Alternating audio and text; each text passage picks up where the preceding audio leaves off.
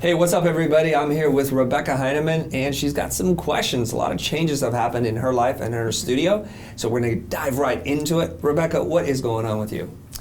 So a lot is going on this month, and 3 months ago, it was just me. There was not as much going on, and that's why I contacted you to get the ball rolling.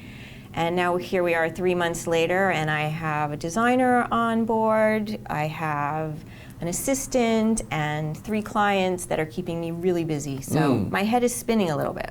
That's fantastic. Now, before we got on camera, you told me that you're billing in this quarter what you could project to almost double, or maybe go past double what you billed last year. So these are good problems to have, but typically what happens is when you start getting really busy, you start getting in the work, you're doing the work and you're working in the business, and you forget to work on the business. And so what happens is marketing or social media or business development starts to kind of go by the side. And this is a danger that we all face because we're so busy doing the work, we forget about doing the stuff that got us here in the first place. So when the work slows down, and inevitably it will slow down, you're going to be panicking. So we definitely don't want to do that. And also in talking to you, I started asking you some business questions about understanding your numbers and your financial IQ, and I've learned that we've got some work to do. But let's start where you think it makes the most sense. Where should we start? Ask me a question, let's get into it. Well, the first thing I did want to talk to you about was business development, because I have been so focused on doing the work and heads down that I want to figure out how to balance the two and where to focus my business development next. I was thinking some publicity, and I've been trying to reach out to some magazines, and just curious about your take on that. Okay, so one thing that I'm going to recommend that you do is when you get the work, I think you have to change your mindset, and the mindset is when I get the work in, I'm going to bring somebody in to do the work for less than what I got paid to do it. That's how you constantly have free time. So I can recommend a whole bunch of things for you to do in terms of biz dev, but unless you have the time to do it, you're not going to be able to execute on anything that I recommend. So I need you to change your mindset.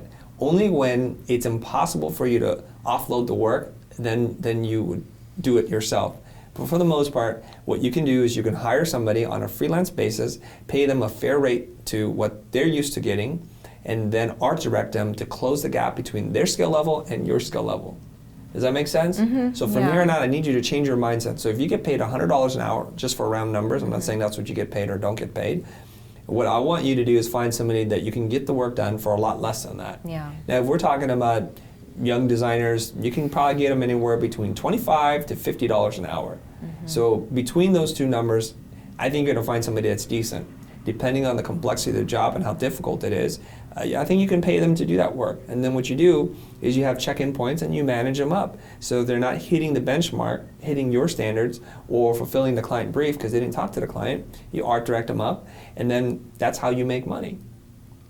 So we keep bringing in more people on a freelance basis until you have all the work taken care of by somebody else. So all of the work. All of the work. You try to design yourself to do none of the work if possible, meaning none of the hands-on work. You're going to be doing art direction and creative direction. And there's a reason why. Now, a lot of people are going to kind of bristle at this, which is, this is really weird. You went to design school, you love doing this stuff, why would you give it to somebody else? And doesn't it feel inauthentic and disingenuous to give the work to somebody else and to say that this was work done by you? And depending on how you look at it, first of all, my answer obviously is no, of course not. But when you're running a company, you have to think about it. If somebody else can do the work at $40 an hour, you are now costing the company the difference between what a creative director would make an hour versus what a designer makes an hour. So when you're doing bookkeeping, for example, or you're cleaning your office, or you're whatever other mundane tasks that you have to do, you're costing the company the difference between the rate, the fair market rate of what it is that you do versus the fair market rate of what somebody else does. Michael Janda talks about this. He's like, never do a job that you can pay somebody else minimum wage to do. And oftentimes we find that we're working in our business, we're doing minimum wage work. That's why you've hired an assistant. It's definitely the next step that I need to take. It's a hurdle because you want to be the designer, you want to be Why? hands-on because that's what you've been doing for so long, and so it's something I need to start to learn to let go of, which I did do more of in this last rebrand. I brought on some other designers to help with the development of the logo, and it was hard for me, and I didn't even want to do hard to let go, and I really had to tell myself, okay, let the other designers do it, it's okay. And so this is a very common affliction that creatives have. They want to get their hands in the weeds and into the dirt or the cake batter mix. That's what you want to do. But I think you have to kind of start to think, am I going to want to be a freelancer or do I want to be a business owner? And it's a very different mindset. Yeah. Like, do you dream of someday having 3 or 4 employees working for you? I do. I want to take that next step where I'm renting out an office. Then I'm having a bigger space. I mean, I have an office. We have a small office, but I want a bigger office. And I guess it's just taking that next step and seeing myself as the business owner and not just the hands-on designer. Like I'm bridging both. Like I know I'm ready to take the step. I just need someone, I think, to push me and say, okay, it's time to do it. It's like you're straddled between 2 cars. And your feet are on one foot is on one car and the other, and the cars are starting to drift apart. Yeah. Now is the time for you to decide. Do I want to let go? Yeah. Right? Yeah. And I think you do, because I'm going to ask you a few questions I already know the answer to, but I'm going to ask you anyways, okay? Do you think you're the best designer in LA? I don't think I'm the best designer in LA. I think I'm a really great designer. I know there are other talented people out there. Well, that's interesting. Was that not the answer you were thinking I was going to give? Because there are always people better than you. Well, I will emphatically say I'm not the best designer, the best animator, the best anything by far. By far. I do have a certain skill set, and my skill set is to be able to talk to clients, to distill or discern what the business and marketing and creative objectives are, and be able to break that down in a way that another creative human being can figure out how to solve, and then to coach them up. So I'm constantly surrounded by people who are better than me. It should be our desire to work with people much better than us. And I think it's a little silly, to be honest, to think that you're the best at anything. Just even in Los Angeles, forget about in the world. Very few people can claim the best in the world, right? So I think what we have to do is we have to take a quick check on our ego to say like, yeah, we're not as good, and I'd rather bring that person in because that person is an amazing hand lettering artist, or that person can create amazing symbols, and I need that. Or that person has incredible, impeccable skills with typography, and they've done 20 annual reports, and I'm getting hired to do the first annual report. Of course they're going to be better. This is a mantra at many high-performing companies. I believe at Apple, Steve Jobs was famous for saying A players hire A players. They don't hire B players. They don't hire people less than them so they can show off as to how good they are.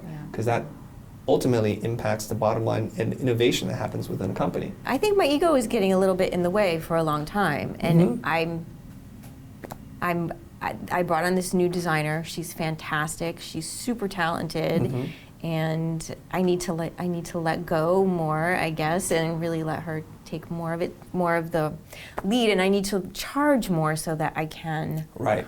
So you're highlighting a whole bunch of problems. Yeah.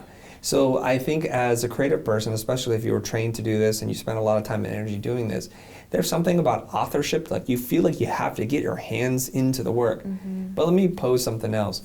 If you ever worked anywhere and you've had a creative director, art director that gave you assignments, try to remember which relationships you had as a subordinate that were pleasurable, that were meaningful, that helped you to grow.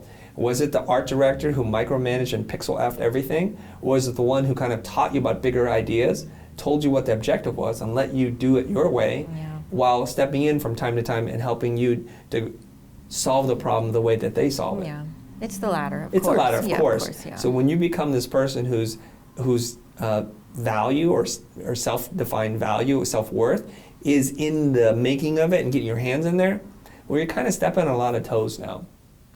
Right? And nobody wants to work for a person like that, where it's like, oh, why would I even bother? I did all this work today, and Rebecca's just going to come in and do it the way that she wants. So what they do is they learn over time. I'm going to sandbag my efforts because I want to protect myself emotionally, and I don't want to expose myself, because every time I do something, Rebecca wants to do it her way. Right? So there's this expression, I think somebody said this, I don't know who, which is, You can tell me what you want, or you can tell me how to do it, but you can't tell me both.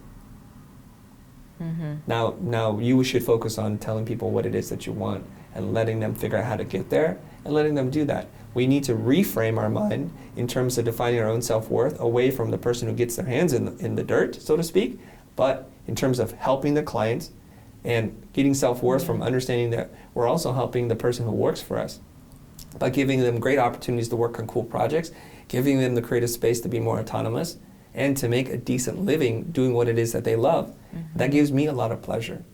One of the biggest things that drives me when running this company, because at times, let's just admit it can get pretty tough, is that I know I have so many employees who count on me to go out there and solve the business problem so they have a job when they show up in the morning. And every time we have to let people go or we're hitting tough financial bumps in the road, I feel like I failed.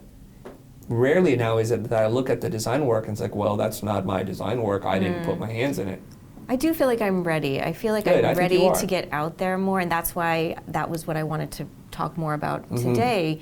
What can I do? And I'm doing lots of things to get out there, but what do you find to be successful so that I can start to have more, hire another designer and leave more of the work to them, and I'm out there being the salesperson and the biz dev person, and I think that's the next challenge for me. How do I become the biz dev person? Okay, a couple things you need to do in order to do this. Like we said, you have to create some time, like you have to find more time, and you have to build higher so that you can continue to offload the work to other people. So general rule of thumb is if you pay somebody $50 an hour, you have to at least charge more than 2 times. The minimum is to charge twice as much as they charge.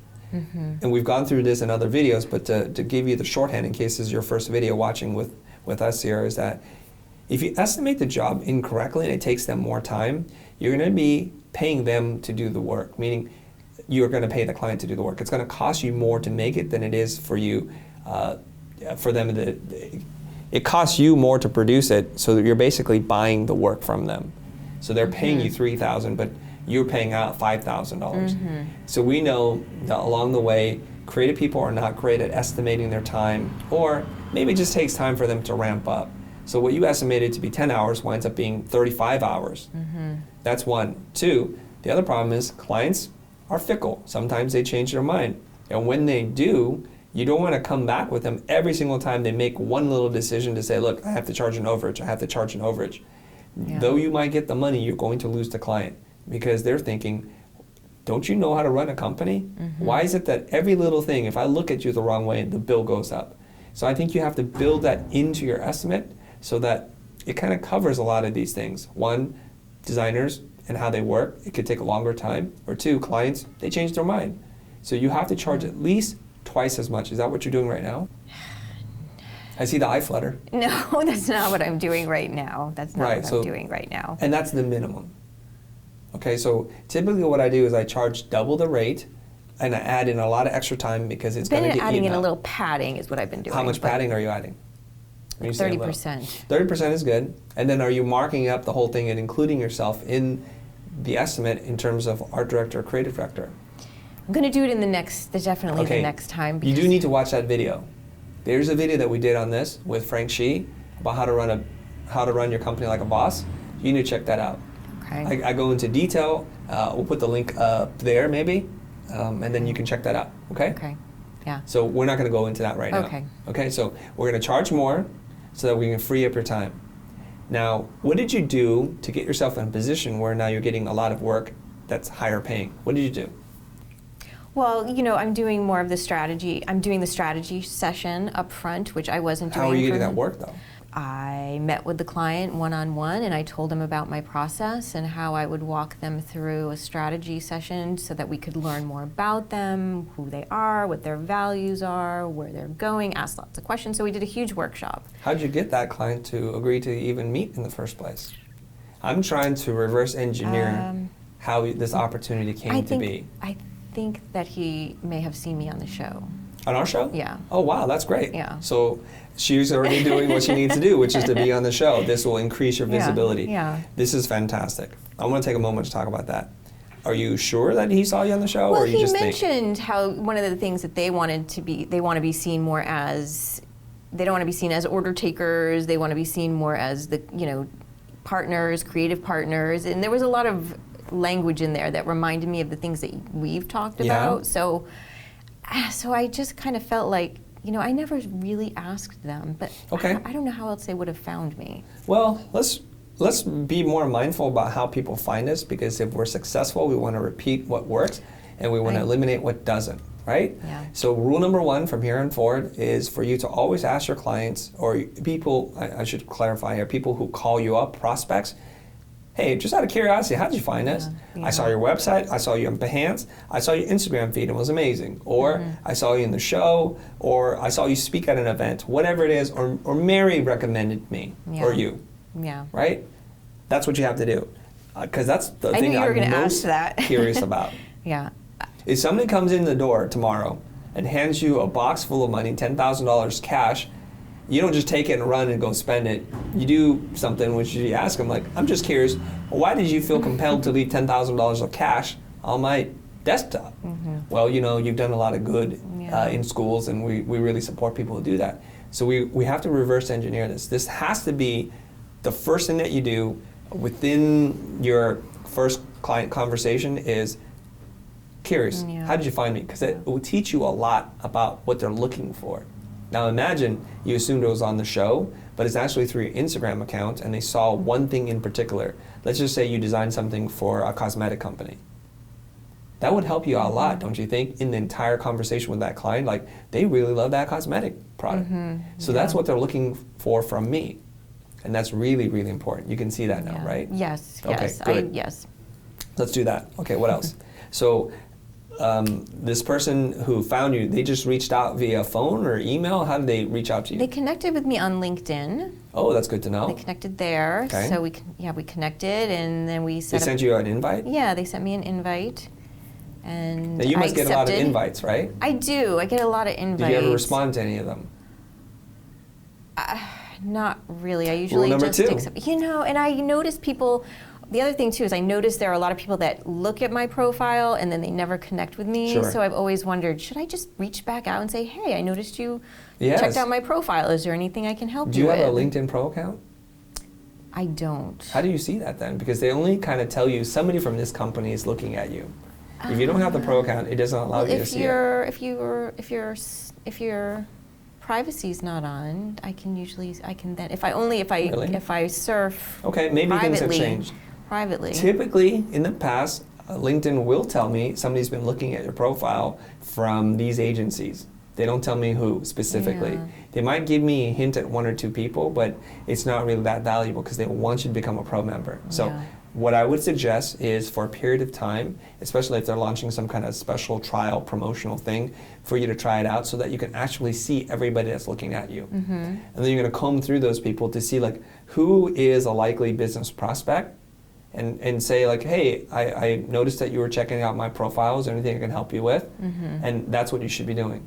So everybody that connects with you on LinkedIn, for right now, for you especially, that looks like a good lead, I would email them or in-mail them right back and say, I'm glad to connect with you. Is there anything I can help you with? And just do that. And you can find different ways of saying that fit your Yeah, personality. yeah. Believe it or not, that has happened to us. I reached out, and next thing you know, we're flying to San Francisco and we're doing a job with them. Someone that's just looking at you, or someone who reached out to you? I think they wanted to connect, and then I just, instead of saying accept and moving on about my day, I accepted and messaged them back. Now, let's get into the psychology of why somebody's even looking at your profile in the first place.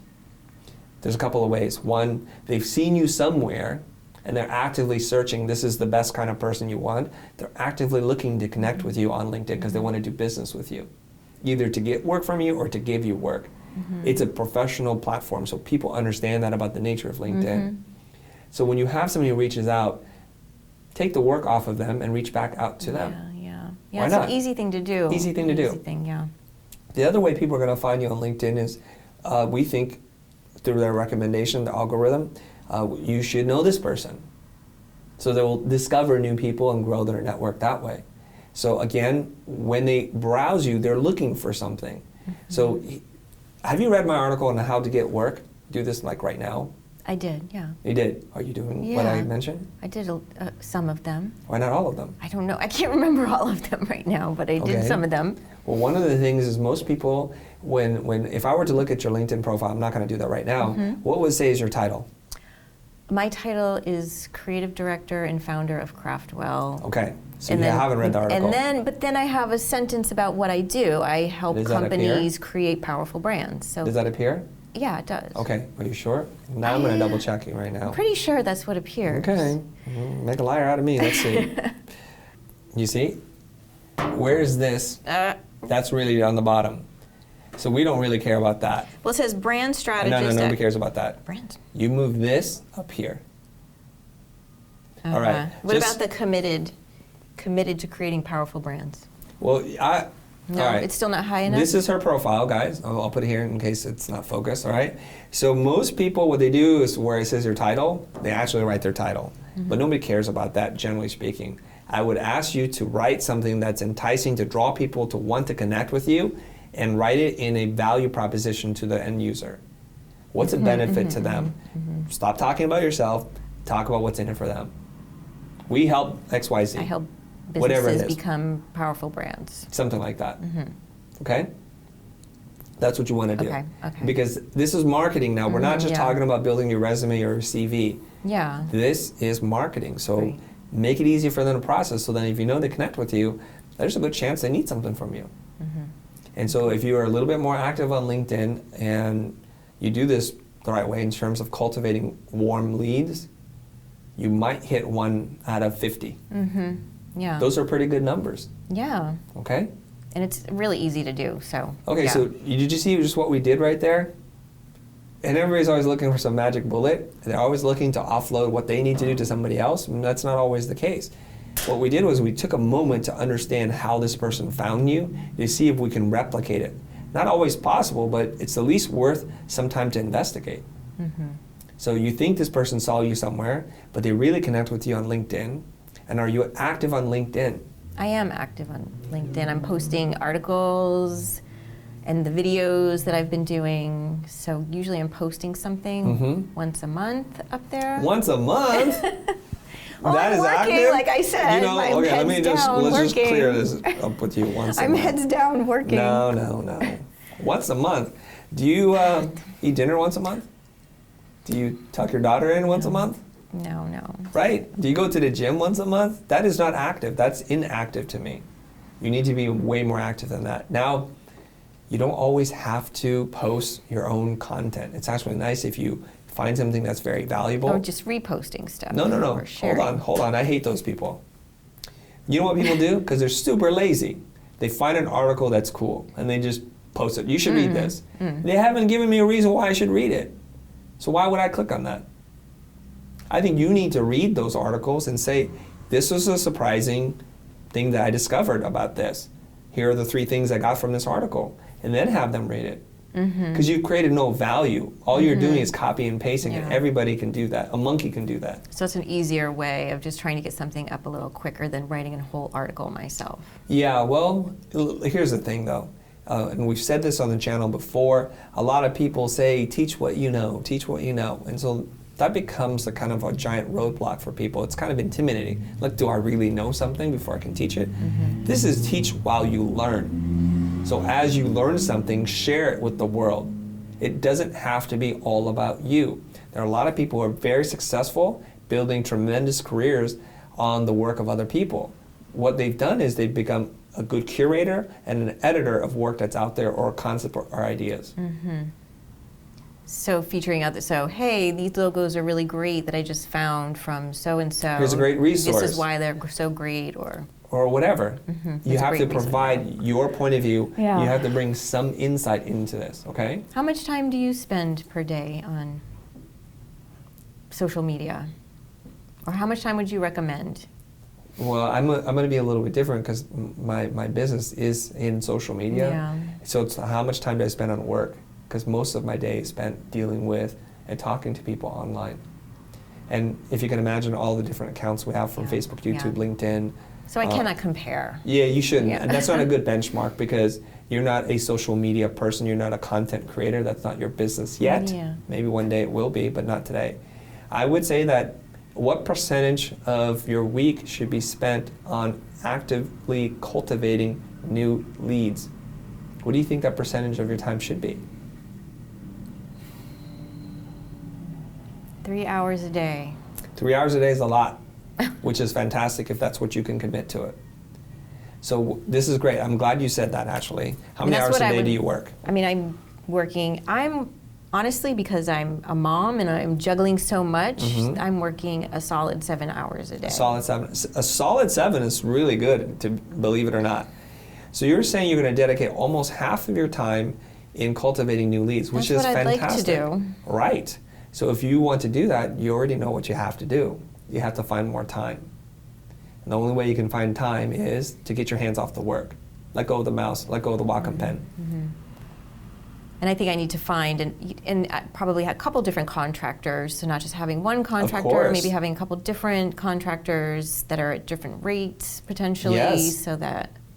And what I recommend you doing right now is to build up a database of contractors, freelancers that you can work with that have different skill sets, different price points, different availability, and all that kind of stuff. Because what gives you a lot of anxiety, especially when you're busy, is you will tend to self-sabotage when a new client calls because you're feeling like, I can't even keep up with this. And nothing is more stressful than taking on more work that you can do, especially if you have a high bar as to what you consider good work. The way that you resolve that is you have a database. Our database is probably hundreds of people deep from all over the world with different skill sets. They're all organized until they're easily searchable, such that an assistant can reach out to them and check on their availability. That's what you need to do. Now, luckily for you, in the world of design, there are many people that can do this kind of work. Yeah, it's just you always want someone that you feel that you just got to find the right designer, someone that I don't have to hand hold and that can, if they're not in the office, that it takes direction easily and, just finding the right people. I think you're voicing a common concern that many creatives have. They just assume people are not professional, they're not reliable, not dependable, all those kinds of things. That is not the case. There are a lot of people in the world that are just like you, who are professional, who have very high standards, but for one reason or another, don't have access to clients, don't have your ability to speak to people, and they need help. Guess what? And you need help. This is where you enter into what Blair Enns calls the double thank you. They're glad to do the work for you and get paid some amount of money, and you're glad that you have a superstar designer person helping you. So you're both thanking each other. Thank you for doing the work. Thank you for paying me to do this work that I love to do.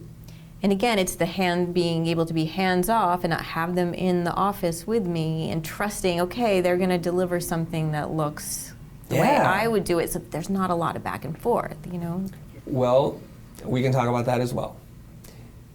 A lot of the people that we work with, especially design or illustrators, don't even come into the office. And I've never even spoken to them on the phone or on Skype, never even seen them. All I do is see their work, I shoot them a couple of messages, and depending on how they respond, and we talk about parameters and how they work and turn around and all that kind of stuff, I just work with them. So maybe I'm a lot more risk tolerant than you, or maybe it's not as risky as you think it is. Yeah, I'm feeling like it's risky. It's risky for you, and I'll give you an example. It's risky for you is because the margin in which you're charging versus what you pay is too tight. Yeah. So if I get paid $30,000 to do a logo, it might cost me $1,500 to make it. So in that pad is a lot of room for error, right? And I'm only going to commit a percentage of that fee to the person until they start hitting certain benchmarks, and then I pay them the full amount. So what I'm risking might be $500 out of 20,000. You can see I can roll the dice many times and fail and still be out ahead. This is the mentality that you need to have if you want to run a company with people working for you. Does that make sense? Yeah, it does make sense. Okay. Yeah. We're uncovering a lot of issues and mindset things, right? Okay, what else? Back to the PR thing. Yeah. What avenues do you recommend for getting some PR? Okay. I love PR in a sense. I just want to make sure you're doing the fundamentals first before you start bringing hiring in people. So much work. Yeah. Well, not bringing in so much work. The fundamentals meaning, have you optimized your website? Are you good on SEO? Have you been doing all that kind of stuff? Are you discoverable, searchable by Google? Have you tried? Have you tried to find yourself? Well, I've Googled the site, Googled the company, and it comes up. Well, of course, because it's your company. But who's Googling your company right now? You? Yeah, no, I have And not pretty put much in the time to do kinda- any SEO. Right. Do you want to give me some basics? Yes, that article that I wrote, it has all the basics spelled out for you. Oh, maybe I didn't read the right. Maybe I'm pretty sure you did not thinking read of a the different article. article. Okay, what's Yeah. the title? Do you remember the title of the article? I think it's how to get things? more clients, do this right now. And it's like a 10-step process or a 9-step process, and just go through it. It'll spell it out. So for those of you guys that are not familiar with that, we'll provide a link or somewhere down below or something like that, and you guys can watch that or read it, okay? All right. So you're not doing the fundamentals. So here's the thing. I'm not saying this to you particularly, but here's the thing. There's a wealth of knowledge out there, and everybody wants like a quick answer to like solve all their problems, but all we have to really do is we have to spend a little bit of time searching for it because it's already out there. There are fools on the internet, on a channel like, that are already producing things like, that you can just read and look at. It's all there for you. And we're not trying to make it a secret. It's Right. not, it's No, I not even know. gated content. You know what gated content means? Yeah, well, you'd have to log in and Yeah, you have to give me an pay. email Yeah. address or something. I don't even put it behind a gate. You can just get it. Yeah. It's there for you. So go ahead and do that. I think you'll be surprised as to what you can accomplish, right? So from your blog to your Behance page, which I'm glad that you've got up and you've got great work on there. Did you title it correctly? Did you give descriptions? Are enough eyeballs looking at it? I mean, I did. I've gone in and done the descriptions and put in the hashtags and made it, spruced it up so that it looks nice, really Good. great. Are you And I've been getting teaching some, people? Am I teaching people? Yeah, your case studies should That- be designed to teach They people. are, yes. Good. I've done some case studies Beautiful. and moving forward with more case studies Great. and doing the videos that I have on YouTube talking Yes. about the process and hoping to do more of that, featuring the case studies in that way. And I would like to teach people, like teach them the process that I go through. Yes. And you should. And are you doing it? Just again, is finding the time. For the past 3 months, my head has been down. Doing the work. Doing the work, Right. and I think what I need to do is get in another designer, get a few different people at different rates so that I can free myself up Yep. to do more of this stuff. Okay. Because once you bring on a couple clients, you're so focused on all of the work that Well, then that's- everything else yes. takes a back burner. That's one way that you do it, and there's a different way of doing it. Basically, we bring in work here, and then I assign creative directors who lead teams, and then I just continue to cultivate more work. Right. It's a different mentality. So I feel like this is a great point. I'm not sure if it's an inflection point in the path of your company, but you're going to have to make a decision now. The decision is you can stay small, you can keep your hands in the work and be a great craftsperson, and it's going to be amazing. Or you're going to become a business owner and an entrepreneur and have people work for you remotely and in-house as you grow your practice and you have world-class talent around you. They require very different mindsets and a different work ethic. They do. Well, Or both I of them. do. No, I mean, these two things, these two choices that you have to make Yeah. require a very different approach, okay? As the person who is the biggest and clearest representative of your brand, you need to be out there. You need to be looking at your marketing materials if you're looking for work. It's not going to happen by itself. Right. And we're not going to look for magic bullets anymore. We just need to execute what my friend Jose would say. We have to do just block and tackle strategies. That's it. Not going to get into fancy plays. Block and tackle is what we need to do. Meaning I need to just get into making sure that my SEO The is working, the fundamentals. Just the fundamentals, like when people friend you on LinkedIn, what are you doing? Changing your description, writing, producing content to help establish yourself as an expert and to keep yourself in the mind of your client. I'll share something with you. Recently coming back from my travels, a client of ours reached out to us and said, I have 2 other clients I'd like to introduce you to. And by the way, I love that video that you did on XYZ. So he's like, we're trying to stay top of mind with all our clients by producing content so they're not going to forget about us. And what we're going to do is to make sure we're delivering value to them, that we're either entertaining them or we're informing them of something so that they feel like, yes, I need to keep paying attention to what you're doing. Or I love your philosophy on XYZ. I'd love to work with you. Or I know the perfect client for you. So we're not doing that right now. You're not. No. I'm not doing that right now. Yeah. Yeah, I'm not doing that right now. I'm not maintaining all the basics, you're saying. Yes, you need to execute on the fundamentals. And what's really cool about this is if you start to write more and if you start to produce more YouTube videos, eventually people are going to reach out to you and say, would you like to come on my podcast? Which is happening to me now 4 years later. So if you imagine that our expertise is in broadcast and making videos, it took almost 4 years from when we started doing this to now being invited to speak on a lot of different podcasts and at events.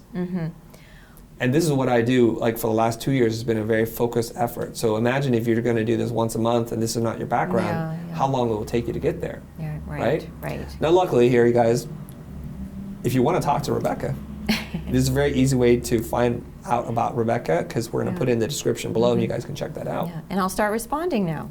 You need to respond. You need to engage with the community. You have to be able to be available to do that. Yeah.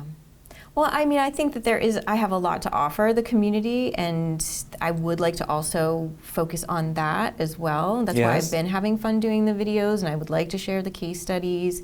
And one of the things I've been thinking about doing is putting together a little like creatives and cocktails here in LA where we get like a small intimate amount of entrepreneurs together. We invite someone to come and talk to us, maybe outside of our circle. Sure. So, there's other things I'm thinking about. Yes. Let's not get so fancy. Let's not get so exotic. This is what I'm saying. It's like meat and potatoes, block and tackle. Just do the basics first before you start inventing soirees and inviting guest speakers and authors and influencers to come, which I love that as an idea. But it's like the plight of the creative person is to always look for the shiniest thing out there because that seems fun, that seems different, and let's do that. And that's cool once you execute the fundamentals. So get more of the case studies in place, more of the super basics. First of all, read the articles I write. Okay. It'll help you. I promise. I spend a lot of time thinking about it. I do. So what you want to do is ultimately you want to write a longer form piece of content. Something that's going to be, I don't know how many thousands of words or 30 minutes worth of content. And then what you do is you chop those pieces down to smaller and smaller bite-sized pieces and you distribute on different platforms in different ways. We know Twitter is limited to a couple hundred characters, so you can distill down one key idea or quote or something that's inspirational from that 30-minute piece of content and distribute that way. You can cut down 1 minute clips and post them on Instagram to re-edit the video so that it's more consumable on the platforms that they're meant for. Got it. So I'm trying to bite off more than I can chew in a way. No, I want you to bite off more than you can chew, but I feel like we're chasing things that feel like they're the magic answer to all our problems, and they're really not. Those are nice things to have on top, but not in lieu of. Make it easy for people to find you, and you're going to get more work. The other thing that you can do is you can just reach out to existing clients and ask for referrals. And there's a way to ask for referrals as well, also written in the article. Yeah. Okay? Now let's just say like you're just really bent on hiring a PR person. Let's go ahead and ask me the questions you want to ask me about PR. So I was thinking of hiring a PR firm to help just craft a little bit more of a story that I might be able to then send out to different magazines so that I can get, because I was thinking rather than just getting in design magazines, it would be nice to get in some other magazines where other professionals are seeing what I do, not just designers, because designers don't need my services. It's architects who maybe are building a firm or... What do you think architects are looking for in terms of... They need to rebrand their No, company. where are they looking to find design companies to work with? I guess I've looked through Facebook trying to find different Facebook groups or trying to find magazines maybe that they're reading. Okay. Well, let me opine on the whole magazine and print culture, okay? One, you guys don't know this, but magazines are written 3 months prior to them going to press. So almost everything that you touch in a magazine is already super old.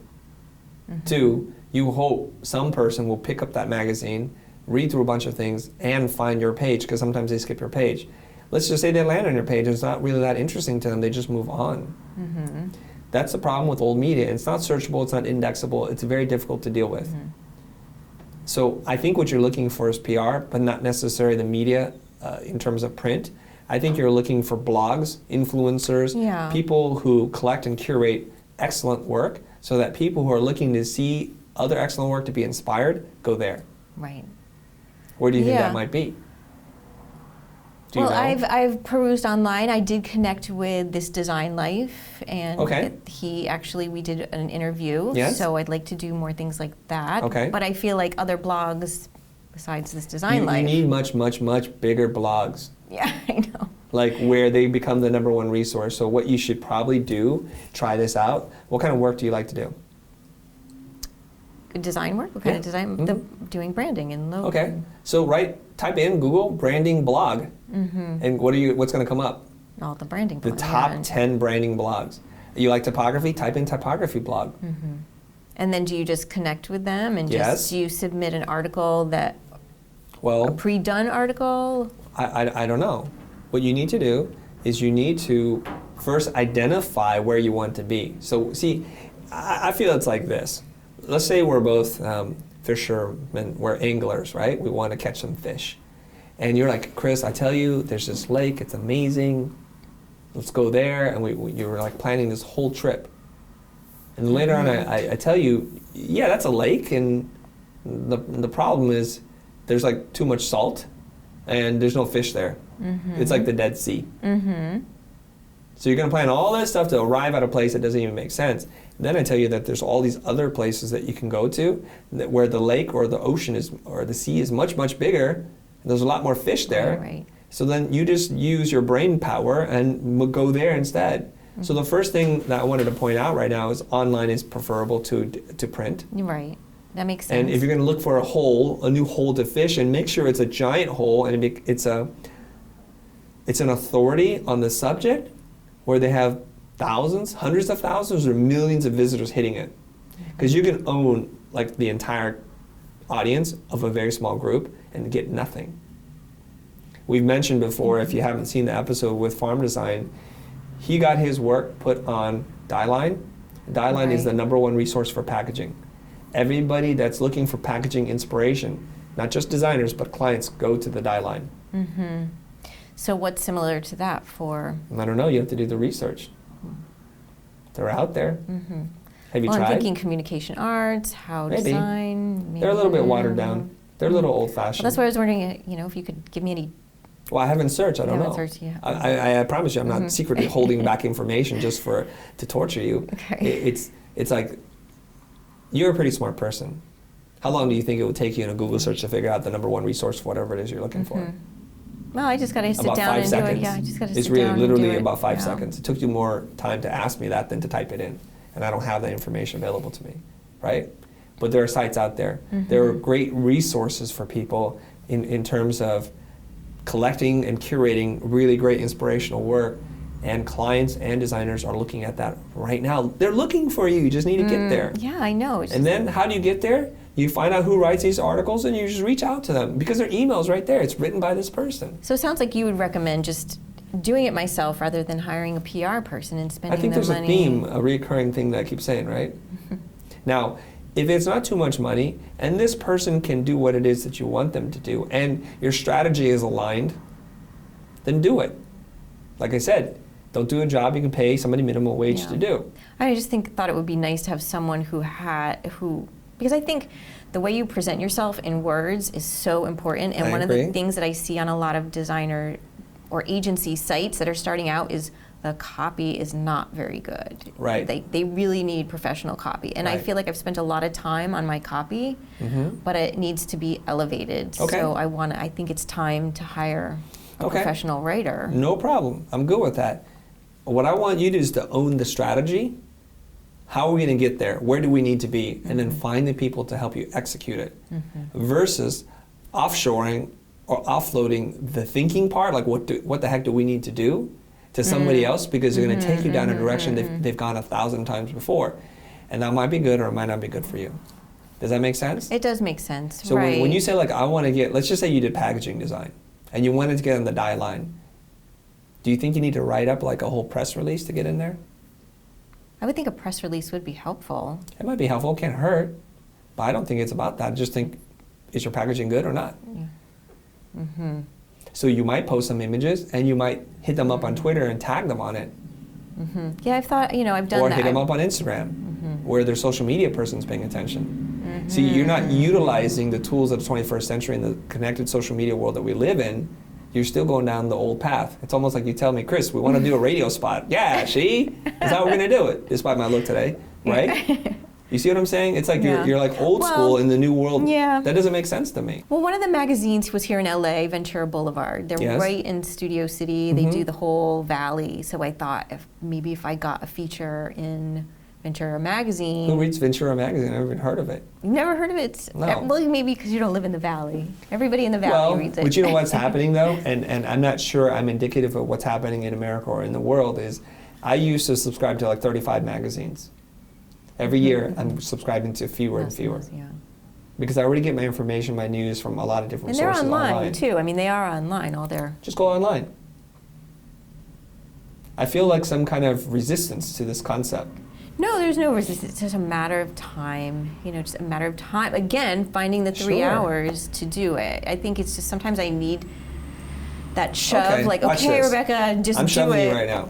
I'm shoving you right now. Take the 3 hours, get the extra help. Let's create a step-by-step, bullet point thing that we need to do to get in, okay?